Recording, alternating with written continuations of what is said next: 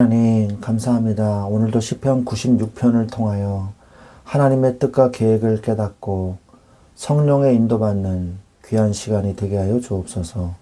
예수 그리스도의 이름으로 기도합니다. 아멘. 네, 오늘 하나님의 말씀은 시편 96편 10절부터 13절까지 말씀을 보도록 하겠습니다. 시편 96편 10절부터 13절까지 말씀입니다. 시편 96편 10절부터 13절까지 말씀입니다. 모든 나라 가운데서 이르기를 여호와께서 다스리시니 세계가 굳게 서고 흔들리지 않으리라. 그가 만민을 공평하게 심판하시리라 할지로다. 하늘은 기뻐하고 땅은 즐거워하며 바다와 거기에 충만한 것이 외치고 밭과 그 가운데 있는 모든 것은 즐거워할지로다. 그때 숲의 모든 나무들이 여호와 앞에서 즐거이 노래하리니 그가 임하시되 땅을 심판하러 임하실 것임이라. 그가 의로 세계를 심판하시며 그의 진실하심으로 백성을 심판하시리로다. 아멘. 네, 오늘 시편 96편은요, 기쁨의 심판이라는 제목으로 우리가 함께 말씀을 나누기를 원합니다. 세상 사람들은 심판이라는 단어를 들으면 끔찍한 재앙이나 두려운 파멸을 먼저 떠올리죠. 마치 지은 죄가 많아서 판사 앞에서는 죄수처럼 마음을 졸이고 무서워합니다. 그러나 성경이 말하는 하나님의 심판은요, 본질적으로 전혀 다른 영적인 성격을 가지고 있어요. 오늘 본문인 시편 96편은요, 하나님의 공의와 심판이 온 우주와 만물에게 얼마나 큰 기쁨과 찬송의 제목이 되는지를 말씀하고 계십니다. 우리가 마지막 날에 임할 심판을 두려움이 아닌 기쁨으로 맞이하려면요, 영적인 거룩한 이 하나님의 자녀된 축복 속으로 들어가야 하는 것이죠. 먼저 우리는 온 우주를 다스리시는 창조주 하나님을 발견해야 됩니다. 그 위대하신 하나님께 합당한 영광을 돌리면서 우리의 삶의 예물을 드리는 믿음의 고백이 선행되어야 되는 것이죠. 이러한 거룩한 신앙의 원인이 있을 때 우리는 마침내 메시아께서 가져오실 마지막 공의의 심판을 온전한 기쁨과 구원의 날로 맞이하는 위대한 찬양의 심판이 되는 것입니다. 오늘 말씀을 통해서 우리의 참된 재판장 되시는 이 예수 그리스도께 깊이 우리가 집중함으로 다시 오실 주님의 기쁨을 기다리며 복된 삶이 되시는 메시아를 기다리는 삶이 되시기를, 심판주로 오실 메시아를 기다리는 응답의 신앙이 되시기를 축원드립니다. 전체적인 이 내용을 좀 보면요, 먼저 그 전에 이 시편의 그 배경을 볼 때 역대상 16장에 기록된 다윗의 언약궤 안치 찬송과 일치하고요. 포로 귀환 이후에 성전을 재건한 백성들이 이방 열방을 향해서 하나님의 우주적 왕권과 심판의 확실성을 선포하는 선교적인 예배의 상황을 배경으로 하고 있습니다. 전체적인 내용을 이제 좀 살펴보면요. 1절부터 6절은 온 땅이 드릴 새 노래와 그리고 그것을 선포하는 내용이 써 있고요. 7절부터 9절은 이름에 합당한 예배와 예물을 드리라고 말씀하고 계시고요. 10절부터 13절은 공의로 임하실 왕의 통치와 그 심판을 말씀하고 계십니다. 우리가 구체적으로 좀 보면 창조주 하나님을 발견하라 그러죠. 10절에 모든 나라 가운데서 이르시기를 여호와께서 다스리시니 세계가 견고히 서고 흔들리지 못할지라. 그가 만민을 공평하게 심판하시리라 할지로다 라고 말씀하고 계십니다. 우리가 믿는 하나님은요, 세상의 구석에 숨어 계시는 그런 하나님이 아니죠. 모든 우주를 창조하셨고, 그리고 지금도 주관하고 계시는 그런 왕들 중에 왕이신 King of Kings이신 하나님이시죠. 주님은요, 지금도 하나님의 이 이치에 맞게 자연의 법칙을 세우시고 이 우주를 주관하고 계시는 것입니다. 우리의 인생과 가정이 이 하나님의 전능하신 통치 아래, 우리의 모든 세계가 하나님의 통치하심 아래에 있게 되는 것이죠. 그러므로 3절에 그의 영광을 백성들 가운데서 대해 그의 기이한 행적을 만민 가운데 선포할지어다 라고 말씀하고 계십니다. 창조주 하나님을 올바르게 발견한 성도는 그 위대하심을 혼자만 알고 감추어 둘 수는 없어요. 주님이 행하신 놀라운 구원의 일들과 그분의 거룩한 영광을 온 세상 사람들에게 담대하게 외치면서 자랑하게 되는 것입니다.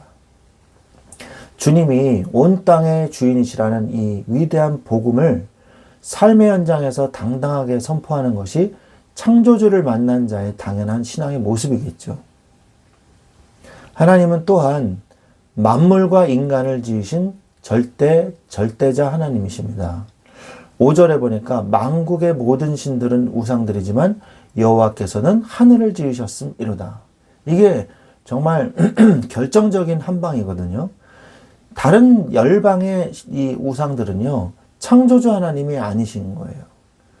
오직 하나님은 여호와 하나님 한 분뿐이신 것입니다. 창조주 하나님은 오직 하나님 한 분뿐이세요. 그 하나님을 믿는 믿음, 이것을 우리가 당연히 절대적으로 가져야 하는 믿음인 것입니다. 그렇기 때문에 우리는 흔들리지 않을 수 있는 거예요. 또한 6절에 존귀와 위엄이 그의 앞에 있으며 능력과 아름다움이 그의 성소에 있도다 라고 말씀하시죠. 주님이 임재하시는 그곳에 바로 하나님의 존귀하심과 하나님의 거룩함이 가득 차 있다고 말씀하고 있는 거예요.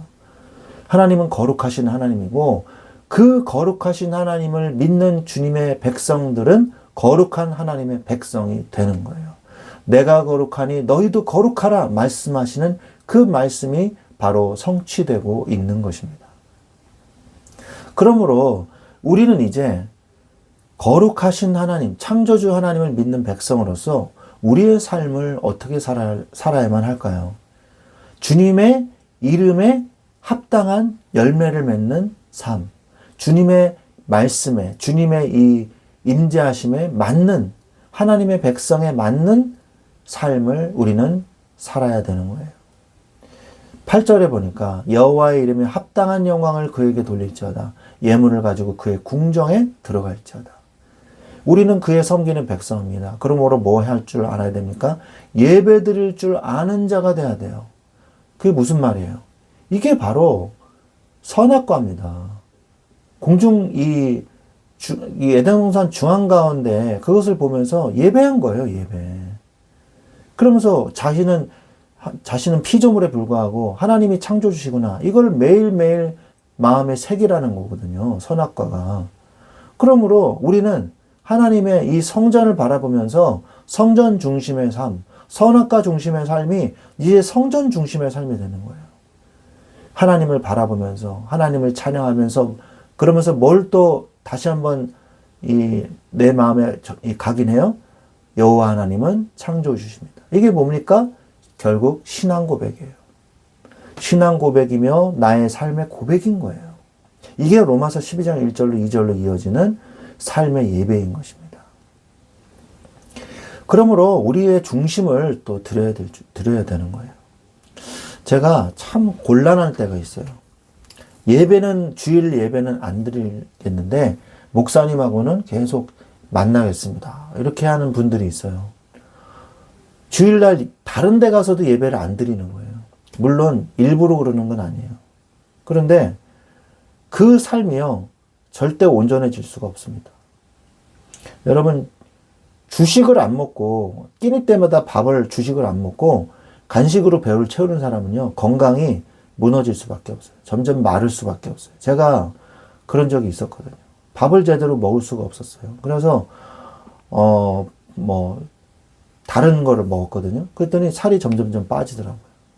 그래서, 안 되겠다. 주식을 제대로 먹어야겠다. 주식을 제대로 먹으니까 다시 살이 찌면서 건강해지더라고요. 여러분이요, 중요한 가치를 잊어버리면 안 됩니다.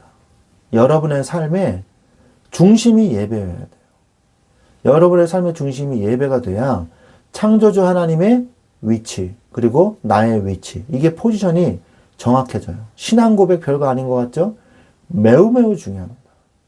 여러분의 삶이 계속된 신앙 고백, 창조주 하나님을 고백하는 그 내용, 그것이요, 여러분의 삶을 지탱해 주는 거예요. 그게 신앙 고백이 여러분의 인생의 고백이 되는 거예요. 창조주 하나님을 고백하십시오. 그리고 거룩한 옷을 입고 온전한 예배를 드리세요. 9절에 아름답고 거룩한 것으로 여호와께 예배할지어다. 온 땅이여 그 앞에서 떨지어다. 그랬잖아요. 예배는 정해진 시간에 대충 몸만 와서 시간만 때우고 가는 그런 종교 행위가 아닙니다. 세상의 더러운 죄악과 정욕의 옷을 과감하게 벗어던지고요. 예수 그리스도의 보혈로 거룩한 옷을 입는 거예요. 그리고 주님 앞에 나를 드리는 예배를 드리는 거예요. 온전한 예배는요, 육신의 온전한 예배로 이어집니다. 영으로만 온전한 예배를 드려라. 이것도 아니에요. 육신적으로만 온전한 예배를 드려라. 그것도 아니에요. 영적인 것에서 시작되어 육신까지 온전한 예배가 돼야 돼요. 하나님 앞에 예물을 준비해야 됩니다. 구약시대 때는 예물도 준비 안 하고 예배를 드릴 수가 없었어요. 재물이 예배의 중심이었잖아요. 그런데 지금은 예배의 중심이 아닙니다. 어떤 사람은요, 11조는 구약시대에 이 폐습이다. 그러니까 11조를 안 드려도 된다. 이런 말도 안 되는 이야기를 아주 씩씩하게, 담대하게 하시더라고요. 매우 매우 무서운 이야기입니다. 그러면 모든 걸 다 패하게 되죠. 신학적으로 우리가 지금은 길게 얘기할 수 없기 때문에 성경적으로 따져서 보면요, 11조는 매우 매우 성경적인 이야기입니다. 신약 시대에도 당연히 해야 돼요. 그래서 하나님 앞에 온전한 예물을 드리는 것입니다. 당연히 그래야죠. 하나님께 영광 돌리는 온전한 예배와 제대로 된 예배를 드리시기 바랍니다. 내 기준과 내 생각으로 난도질하는 그런 예배가 되지 마십시오. 하나님께 드리는 최고의 응답은 뭡니까? 예물은 뭐예요? 나를 드리는 거예요. 영적인 예배를 드리는 거예요. 요한복음 4장 23, 24절, 요한복음 12장 1절로 2절, 3절. 그리고 그것을 통해서 나의 물질을 또 하나님께 드리고, 나의 모든 걸 드린다는 거는요, 이 물질도 같이 다 포함되는 거 아닙니까? 하나님께 온전히 예배를 드리는 거예요. 그때 모든 것이 회복되는 것입니다. 여러분, 예배 중심의 삶을 사십시오. 예배가 삶이 돼야 돼요. 예배가 중심이 돼야 돼요. 온 땅에 주님께 드리는 새 노래로 찬양하라 그랬습니다. 새 노래로, 1절에 새 노래로 여호와께 노래하라, 온 땅이여 여호와께 노래할지어다 선포하고 있지 않습니까? 새 노래로, 항상 작사 작곡을 새로 해라 이런 얘기가 아니죠. 새 마음과 새 영으로 날마다 새롭게 되어지는 창조의 능력으로 하나님 앞에 예배를 드리고 하나님 앞에 나아가 예배하라는 거예요. 그때 기쁨의 공의의 하나님의 심판을 내리시는 것입니다. 악인에게는요, 심판의 때가 두려운 날이에요. 심판의 날이. 그러나 의인들에게는 심판의 날은요, 즐겁고 기쁘고 찬송의 날이에요. 예수님이 이 땅에 재림주로 오신다. 여러분, 슬픕니까? 그건 죄인이죠. 불신자죠. 아멘 주 예수여 어서 오시옵소서잖아요. 그죠? 메시아를 기다리는, 심판주 예수 그리스도를 기다리는 그 얼마나 기쁜 날이에요. 악한 자들을 무너뜨리고 파면하는 날이잖아요. 창조주를 거부하고 예배를 드리지 않는 제멋대로 살고 있는 그 사람들의 마지막 심판의 때가 바로 그날 아닙니까? 그러나 또한 하나님의 자녀는요, 반대로예요. 반대. 최고의 날 예배가 회복되는 날이잖아요.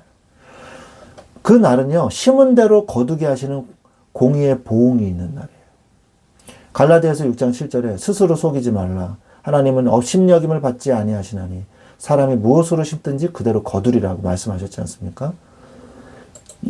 인간은요, 잔머리를 굴려가지고 뭔가를 어떻게 넘어가려고 해요. 하나님 앞에서는 택도 없는 말이죠. 인간의 그 잔머리 가지고는요, 절대 하나님의 심판을 피할 수 없습니다. 피할 수 있다면 예수님이 오실 필요가 없죠. 예수님만이 구원의 길인데, 모든 이 심판은요, 하나님의 자녀들에게는 기쁨의 날, 해방의 날이 되는 거예요. 또한, 우주 모든 만물이 기뻐하는 최고의 승리, 최후의 승리의 날이 되는 것입니다. 여러분, 그 날을 우리가 고대하면서 사실은 살고 있는 거예요. 여러분들이 오늘 말씀을 들으면서 참된 예배를 회복하십시오. 그리고 창조주 하나님을 회복하세요. 내가 피조물임을 다시 한번 깨달으세요. 그리고 주님이 오실 날을 기다리며 축제의 날을 기다리며 간절히 간구하며 오늘을 사시길 바랍니다. 하나님이 여러분과 함께 하십니다. 이 축복을 다시 오실 메시아 예수 그리스도의 축복을 누리면서 오늘도 승리하시기를 예수 그리스도의 이름으로 간절히 구합니다. 아멘.